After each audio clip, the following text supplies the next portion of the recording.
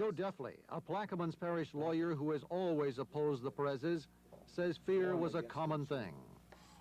People were afraid. They were afraid of retaliation.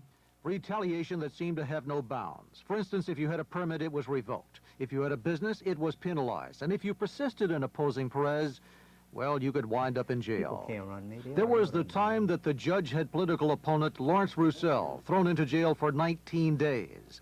The judge said that Roussel had conspired to kill him, which most people agree was a trumped-up charge. Finally, when the judge could not prove the charges against Roussel, the federal courts freed him. Mrs. Roussel says it left the family terrified anytime he left the house alone. Now that is the way most of the world saw Judge Leander Perez. But ask the judge's youngest son, Shallon, and you'll get an entirely different picture. In fact, really too soft-hearted as far as I'm concerned. Too soft. If Shallon thought the old judge was too soft, he would certainly not be. And neither would his brother Lee, who by this time was becoming fed up with Shallon's apparent grab for sole leadership in Plaquemines Parish. Now what the two brothers did to each other and how they put in jeopardy one of the great family fortunes of this country is the subject of our next report. This is Bill Elder with cameraman Rick Exaver.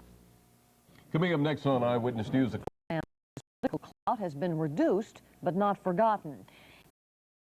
The bitter that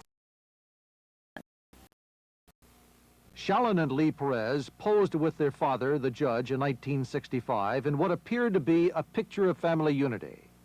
But that picture and what of the Perez brothers deceiving. I had an older brother who for many years was content to live a life of basic ease. Shallon had no qualms about attacking his brother publicly after the death of Judge Leander Perez in March of 1969. I can't prevent him from saying anything about me.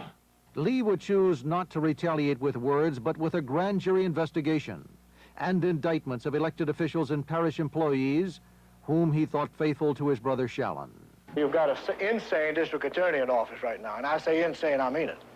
He's a very, very dangerous man, and that's Leander H. Perez, Jr. Councilman Luke Petrovich and others became alarmed at being